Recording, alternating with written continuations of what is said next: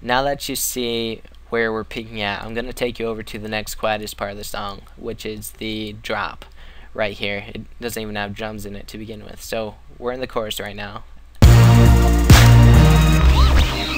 now we're in the drop. So you're going to see where my levels are at right now. We're at negative 18-ish to negative 16. But look over at the submix. We're at negative 6 to negative 3-ish. We're not really at that 0 range, but since we're in the quieter part of the song without drums, that's okay. And then you can look over at the master.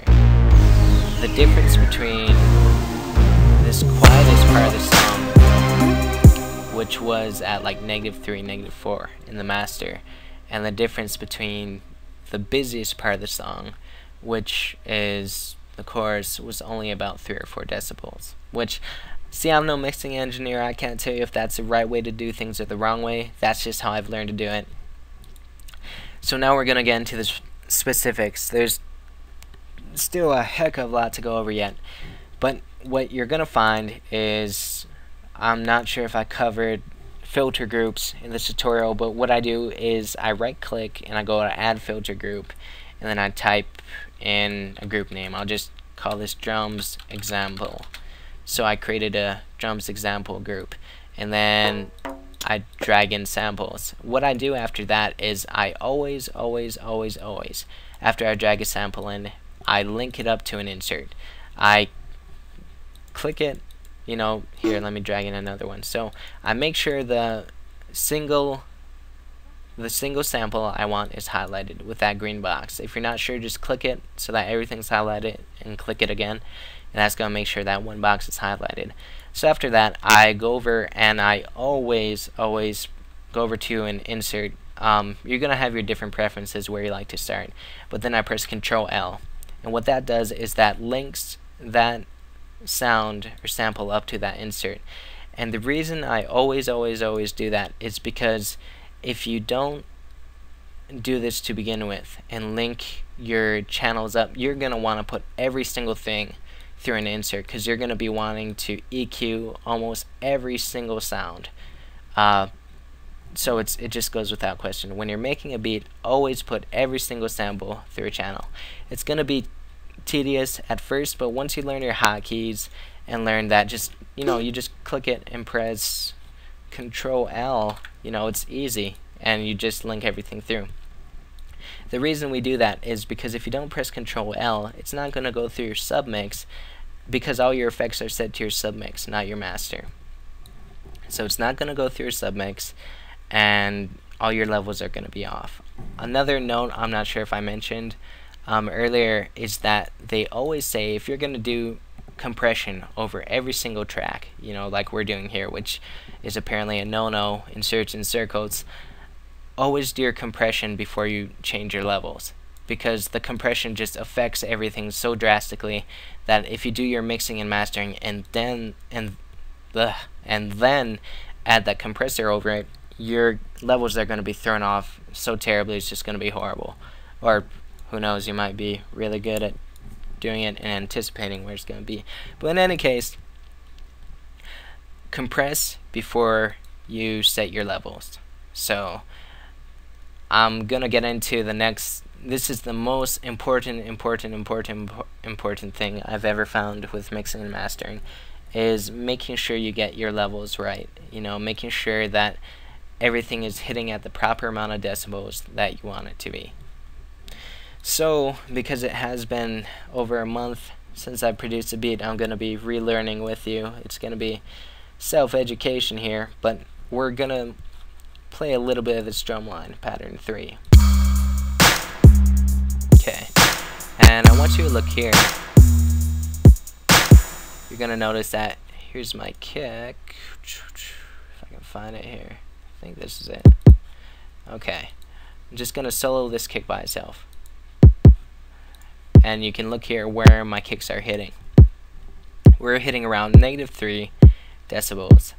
And if we go over to our submix, it's going up to about -2 after the plugin's had its way with it. And then from the submix, after -2, it's going into all the plugins, which is bringing it up to 0. But these plugins all act differently depending on what's playing with it simultaneously.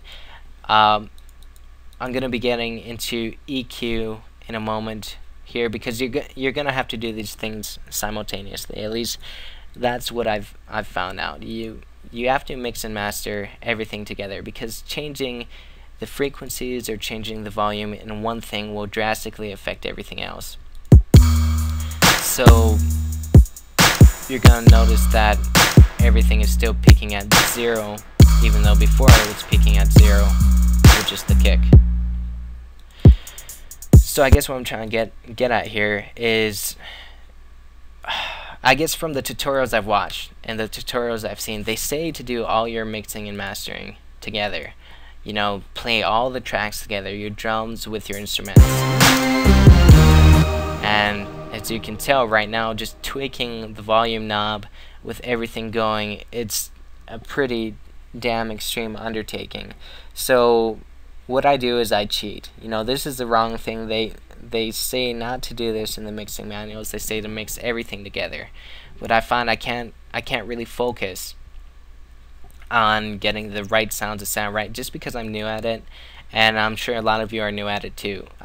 Just getting that right sound to begin with. So what I normally do is I mix and master my drums together, and then I mix and master my instruments together, and then I play both at the same time and tweak things as necessary. So right now we're just going to play the drums.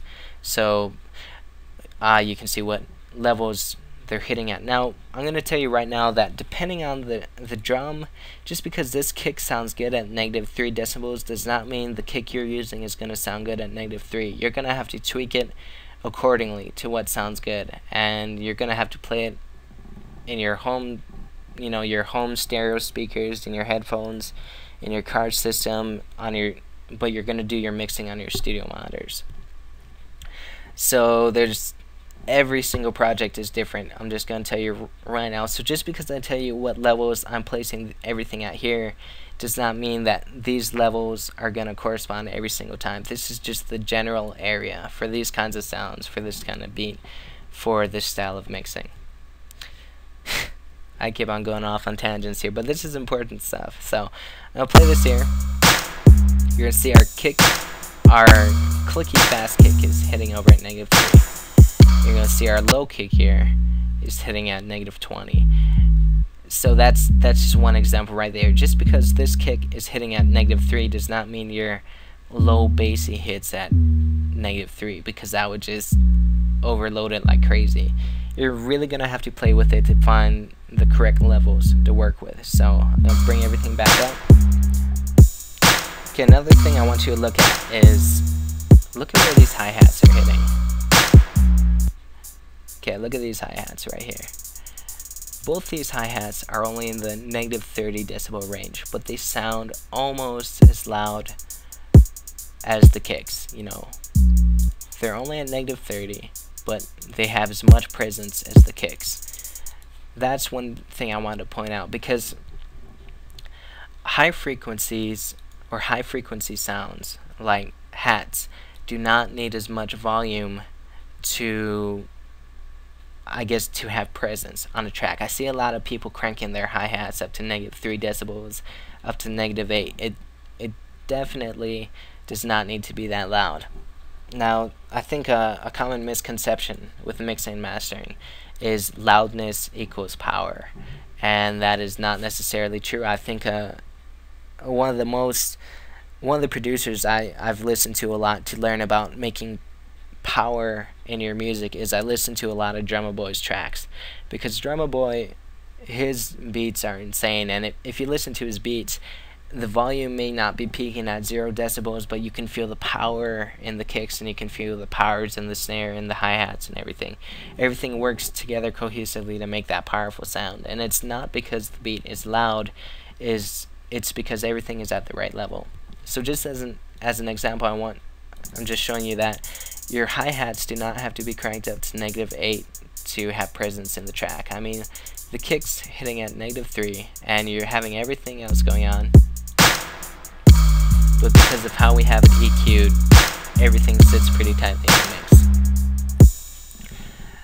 And once again, I'm going to say I'm no mixing engineer, so there's an engineer out there that's going to say, Seasho, man, what the hell are you doing? And I'm sorry, but you know, I'm doing my best here. So, moving on. Another thing I want you to note here is you might say to yourself, okay, here, let's play this here and check this out. I have my snares and claps hitting it at about -14 to -12 decibels.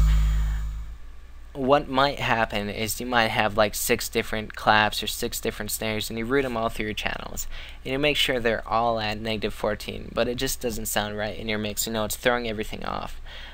One problem that I see a lot of people run into is that they forget that they're layering sounds. You know, they might set the levels correctly, you know, like around this general area, but because everything is doing that and you have like 6 claps hitting at -14, it's making it an extremely loud clap. So what I do is, let's say I'm layering a bunch of sounds, like I have my main clap sound or my main snare sound, you know. So I believe that's these two. So I have my main snare and clap sound. You know, this one's hitting at -22, this one's at -18. I'm sure there's other sounds going through here, but we're hitting this general area. What people forget to do is they forget that they have 6 different claps going at a certain level. So what we do is we take all our claps and snares and we route them through an insert. Now, I guess an interesting tip to mention here is, so you can tell you're going to be working with a lot of insert channels, so everything is going to be skewed to hell, you know, and everything's going to be in the wrong area and all that, so you're going to need help getting organized. What you can do is, let's say you need more inserts, but you don't have any left here and you want to stay organized, or your claps in one area and your kicks in another and you want to move it back. What you can do is you can click on that channel and hold out the ALT key and press right or left on your arrow keys, and that's going to move that insert around, and that's going to really help you keep organized. So say like this hat was over here by this kick and I'm getting confused by my levels because they're not really close to one another. What I can do is I can just, you know, I say, oh, that hat should probably be over by that hat, just so I can have some consistency. You just click on that insert, hold out, and use those arrow keys. You can do the same thing with up and down. You know, you can say work in your drums or work in your whatever, that, oh, that's down there and that's up there. I'm trying to keep organized, so I'm going to press Alt and press up or down, and that brings us back out to all here, but I'm Alt and up or down. You know, that just moves the arrangement of wherever that sample is in your sampler. Just some handy tips to stay organized, because a lot of what I find with making beats is the more successful my beats, losing my words right here. My most successful beats have occurred because of my ability to get what's in my head into the computer as quickly as possible without realizing it, if that makes any sense. Basically, you're trying to make the program an extension of yourself. You don't want to have to think, how do I make this like this, or how do I make this like this? You just want to be so efficient with the program that you can say, okay, I want to clap right there, bam, done, or I want this right there, bam, done. Because if you're spending so much time tinkering with the interface, figuring how do I get this to sound like that, instead of knowing what you want it to sound like, you have that gap. And because of that gap, that's going to take you more time, it's going to take you more energy, and you might lose your idea in the process, or you're just going to get tired out by your beats a lot quicker. So I'm going to stress this right now. Get familiar with the program. Learn it, practice, learn all the hotkeys you can, because that familiarity really helps when you're producing and making your beats. But this is a mixing and mastering tutorial, so I'm going to get back to that. So, you're watching Seasho.